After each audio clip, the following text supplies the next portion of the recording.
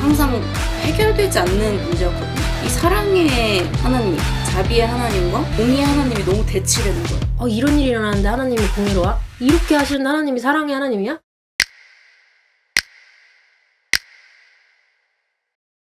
사도신경 프로젝트 그날에 또 우리 오케스트라 편곡된 버전으로 발매하게 되었습니다. 그날의 모든 일 예수 앞에서 드디어 제가 우리 각자 이렇게 작곡가 3명이 모였는데 자기소개 먼저 한 명씩 돌아가면서 해볼까요? 저는 사도신경 프로젝트의 프로듀서를 맡고 있는 김은숙이라고 합니다. 저는 사도신경 프로젝트의 작곡을 맡고 또 때때로 싱어로 쓰고 하고 있는 또 어쿠스틱 기타로도 또 때때로 쓰고 있는 이하림이라고 합니다. 네, 저도 사도신경 프로젝트의 작곡가, 작사가 그리고 현장 예배 때 찬양 인도하고 있는 양동우라고 합니다. 일단은 우리가 사도신경 작년에 이제 정규 앨범이 나왔는데 그때는 우리가 사도신경의 각 문단을 주제로 삼아서 복음 찬양을 한번 써보자, 복음 중심 찬양을 써보자 라는 취지로 이렇게 했는데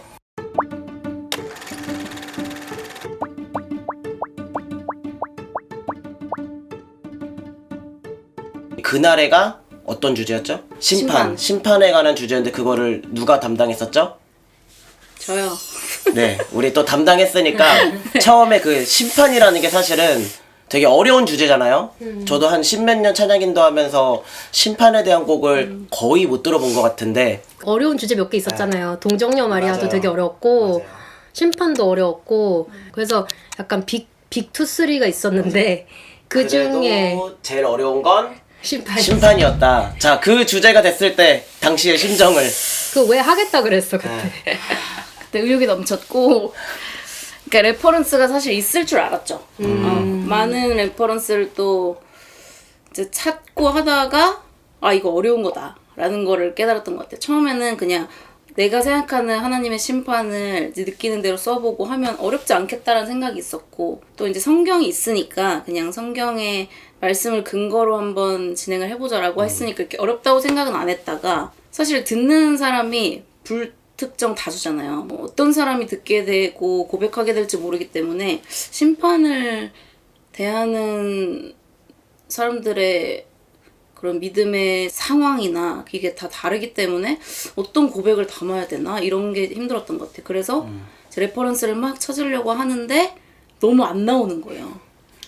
이제 국내에서는 되게 이제 부드럽게 표현되는 표현들은 있지만 우리는 조금 직접적으로 가보자라는 또 목표가 있었기 때문에 그래서 이제 도움을 구했죠 언니한테. 그랬더니 이제 언니가 외국 사례들을 많이 보내줬고 더 이제 성경을 읽고 언니가 보내준 그런 레퍼런스 찬양곡들을 더 듣고 하면서 내용을 써보자. 처음에는 되게 용기 있게 나섰으나 그래서 잘 썼지 뭐. 잘 썼죠. 네네. 그래서 긴 시간이 걸려서 탄생하게 된 그런 비하인드가 있습니다. 총 한 3개 곡을 거쳐서 나온 지금 현재 버전이잖아요. 그쵸. 첫 번째 버전도 상당히 나쁘지 않았는데 개인적으로는 네네네. 그때 이제 우리 드럼으로 같이 하던 제이슨이라는 멤버가 외국에 이런 노래가 있어 이러고 작곡 모임할 때 얘기를 해줬는데 뭐 딱 우리가 정죄받는 심판대 위에 서 있는데 예수님의 목소리가 착 들리는데 너는 죄가 없다 막 이렇게 그 막 고발하는 사이를 뚫고 예수님의 목소리가 확 들어오는 그런 장면이 있는 노래였다고. 맞아요. 그런 거를 나눠줘서 또 그걸로도 썼었고 그쵸. 또 그랬다가 또 그 다음에 또 다르게도 썼었고 네. 이렇게 자꾸 다시 시작하게 된 슬픈 사연인데 그냥 처음에 이제 그 심판 때도 되게 들었을 때 좋은 아이디어다라고 생각을 했고 심판대에 서 있는 어찌됐든 이제 산자와 죽은 자 모두 심판대에 서고 이제 믿는 자 믿지 않는 자가 모두 서잖아요. 그래서 그 장면을 담으면 너무 좋겠다. 그 와중에 선택받고 구원받은 자들은 이제 예수님의 피로 말미암아서 정말 아무런 우리의 의의가 없는데도 구원받아지는 그런 장면을 이제 극적으로 표현하면 또 음악이 그런 역할을 해주니까 괜찮겠다라는 생각을 했지만 굉장히 단편적으로 보일 수 있다라는 생각 그리고 또 그런 이야기들이 나왔어서 또 회복 쪽으로 좀 많이 했었던 것 같아요. 어쨌든 이제 심판이라고 하면 재림과 동시다발적으로 생각을 하게 되잖아요. 심판을 살짝 빼고 재림하시는 다시 오실 예수님의 이야기를 담으면 후계후가 아닌가? 라는 생각으로 이제 그런 식으로 담은 찬양을 한번 썼었다가 이제 언니가 심판의 내용은 나는 또 피드백이 있었어요. 그래서 이거 피할 수 없다. 내가 또 라고, 쓸데없이 네. 찍어봤구나. 네. 그래서 이제 이게 재림에만 이게 다시 회복시키실 예수님만 다루기에는 또 심판이 너무나 큰 내용이고 꼭 다뤄야 되는 내용이 있기 때문에 다시 또 이제 엎어서 근데 그때 그렇게 해서 썼던 노래가 가제가 오르신 그대로였는데 오르신 그대로가 만약에 심판을 주제로 쓴 노래가 아니었으면 그냥 그 자체로도 너무 좋았을 것 같은 노래인 게 재림을 이제 신랑 신부의 맞대해서 이제 가사가 써졌고 신랑을 기다리는 신부의 모습으로 마지막 때를 이제 표현한 건데 공의 심판 쪽으로 써야겠다라는 생각이 강해서 그렇게 했던 거지 그때 가사 내용도 개인적으로 되게 좋았었던 것 같아요. 그리고 멜로디가 오르신 그대로 되게 너무 잘 맞았어. 올라가는. 맞아요. 그래가지고 이 멜로디는 어떻게든 살려야 돼. 막. 그래서 그때 그 곡을 이제 가지고 제가 가사를 세 번째로 붙인 거예요. 저 작사가 이제 넘어간 거죠. 그때 왜 하림이가 언니가 썼으면 좋겠어요. 이렇게 맞아요. 해가지고 뭐지 왜 포기했지? 근데 이제 이거를 저도 자료를 찾아보니까 1년 가까이를 썼더라고요. 심판을. 이게 노래만 세 버전이지 1년 내내 쓰니까 이게 막 계속 묵상도 너무 오래 하면 약간 혼란스러워지고 그래서 넘겼었던 것 같고 근데 그때까지 우리가 또 토론했던 내용이 있잖아요. 이를테면은 뭐 나의 죄에 대한 거를 써야 되겠다. 뭐 세상의 죄에 대해서 써야 된다. 심지어 어떤 메모에는 1절 뭐 나의 뭐 각자의 죄 뭐 2절 뭐 이렇게 해가지고 정리까지 다 해서 이렇게 쓰자 뭐 이런 얘기까지 했을 정도로 토론을 많이 했기 때문에 그냥 그거대로 쭉 쓰기만 한 것 같아 저는. 그 당시에 저기도 책이 있는데 우리의 죄 하나님의 샬롬이라는 책을 읽고 있었어요. 그게 이제 죄에 대한 내용인데 우리가 잘못했어 그래서 그거에 대한 벌을 받아 요거 이상에 넘어서서 죄가 이 세상에 들어옴으로써 하나님이 원래 만들었던 그런 어떤 샬롬했던 이 세상이 모든 것이 다 좋았고 모든 것이 완벽했고 그런 어떤 에덴 동산의 어떤 이런 원형들이 죄가 세상에 들어옴으로써 어떻게 왜곡되고 그래서 매일매일 우리가 죄를 만나면서 사는 그런 현재가 된 거. 그런 어떤 죄의 스토리를 깊게 풀어낸 책이었는데 이거를 읽으면서 그 당시에 이거를 가사를 쓰니까 더 죄에 대한 묵상이 깊었었던 것 같아요. 그래서 자꾸 벌써 시작해 난 왜 이럴까 맞아. 세상은 왜 이런 걸까 세상은 왜 아플까 이런 게 그 책을 읽으면서 세상이 아프구나 죄 때문에 그런 시작이 됐었던 것 같아요. 그래서 사실 하림이의 그런 작곡 과정을 우리 셋이 다 작곡 모임할 때 같이 있었잖아요. 그런 과정들이 이제 데이터가 쌓인 거 위에 또 그런 어떤 책이나 이런 도움들도 있었고 우리가 되게 오랜 시간 이 심판을 가지고 계속 작곡 모임하고 토론하고 또 서로 묵상하고 성경 읽고 하면서 저는 오히려 새롭게 알게 된 부분이 되게 많았거든요. 왜냐하면 심판이라는 주제가 아까도 얘기했지만 찬양도 많이 없고 사실 교회를 많이 다녔어도 사실 심판에 대한 설교를 많이 듣지는 못한단 말이에요. 새롭게 알게 된 사실들이나 뭐 묵상하면서 혹시 좀 이렇게 오래 기억에 남았던 장면이 있다면 공의를 어떻게 제가 생각을 했냐면 항상 그 해결되지 않는 문제였거든요. 저에게 그 하나님을 알기 전에도 그렇고 알고 나서도 그렇고 이 사랑의 하나님, 자비의 하나님과 공의의 하나님이 너무 대치되는 거예요. 자꾸 너무 이렇게까지 사랑할 정도면 사실 그 주권적인 어떠한 힘으로 심판을 즉시 하실 수도 있는 거고 되게 그 공의롭게 세상을 정리해 가시면서 할 수 있는 거 아닌가? 근데 세상은 전혀 그렇지 않잖아요. 내 상태도 심지어 구원을 받았음에도 계속 쓰러지고 여기서 나에게 공의가 전혀 안 세워지는데 하나님은 내게 일을 하고 계신 게 맞나? 그런 상황이 내 눈에 안 보일 때 막 흔들리더라고요, 믿음이. 그치만 사랑의 하나님이니까, 자비의 하나님이니까 참으시는 거겠지라는 믿음으로 이제 버티는. 근데 결국에 그 끝을 바라봐야 되는 거다. 그러니까 자비의 하나님이기 때문에 끝까지 참으시고 끝까지 인내하시지만 결국에는 심판을 하시는 그것 자체가 사랑이다 라는 게 이제 많이 깨달아졌던 것 같아요. 사랑을 완전하게 이루시고 그 자체이시기 위해서는 공의가 정말 필요하고, 그러기 위해서는 심판이 필요한 건데 이거를 내가 진짜 소망 있게 기다린 적이 있었나? 그 해결되지 않았던 부분이기 때문에 그거를 막 피하고 있었던 것만 같은데, 아, 이게 사랑이고 이게 인내고 이게 자비고 이게 공의고 이게 하나의 말이구나라는 거를 많이 깨달았던 것 같아요. 그때 얘기할 때. 그래서 우리 브릿지 가사 같은 것도 참고 기다리신다고 써있거든요. 그게 사실은 사람들이 이런 일이 일어나는데 하나님이 공의로워? 이렇게 하시는 하나님이 사랑의 하나님이야? 라고도 하시기도 하는데, 하나님께서 죄가 괜찮아서 그렇게 계시는 게 아니라 그때를 참고 기다리시고, 사실 구약 성경에서도 계속 반복되는 어떤 죄악이 이렇게 쌓여서 심판하시는 그런 심판하실 때에는 정말 동정이 요만큼도 없으시 그냥 홍수로 쓸어버리거나, 출애굽해서 사실 이스라엘 백성 입장에서야 구원이었지 거기 가나안 땅에 있는 사람들 입장에서 심판당한 거거든요. 이스라엘 백성을 대리인으로 해서 이제 하나님이 심판하시는 건데, 그러실 때 정말 뭐 가축도 남기지 말라고 뭐 이렇게 그렇게 하실 정도로 정말 사실은 하나님의 공의는 되게 무서운 건데 그거를 참고 기다리시는데 그 사랑이 있다는 거가.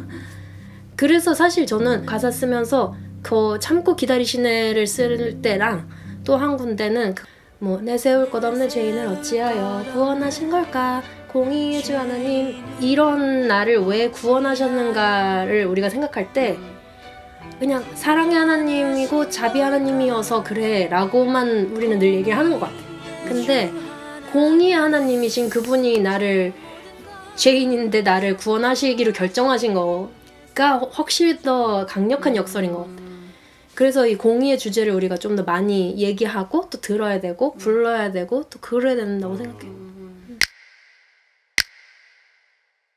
그 사도신경 이제 앨범을 통틀어서 이제 우리가 두 곡을 선곡을 해서 다시 리메이크 앨범을 좀 내기로 했고, 두 곡 중에 한 곡이 오늘 얘기할 그날의 오케스트라로 편곡을 해서 좀 다시 앨범을 내기로 했는데, 왜 그날에라는 곡이 선곡이 되었는지, 그리고 왜 오케스트라 편곡을 하게 되었는지. 정규 1집 제작을 마무리하고 이제 두 번째로 음반을 다시 새롭게 제작하는 시기에 돌아왔을 때 1기 때 우리가 11곡이나 만들었는데 11곡 전부를 다 우리가 강조해서 표현할 수 없었던 한계가 있기 때문에 다시 한번 이렇게 강조해서 전해야 되는, 전하지 않으면 아쉬운 메시지가 있으면 뭘까, 그런 이야기를 하다가 그 당시에 사실 저희 모임 때 동우님 없었고 승우와 이제 하림이와 저와 이렇게 셋이 있었는데 각자가 곡을 적어서 냈어요.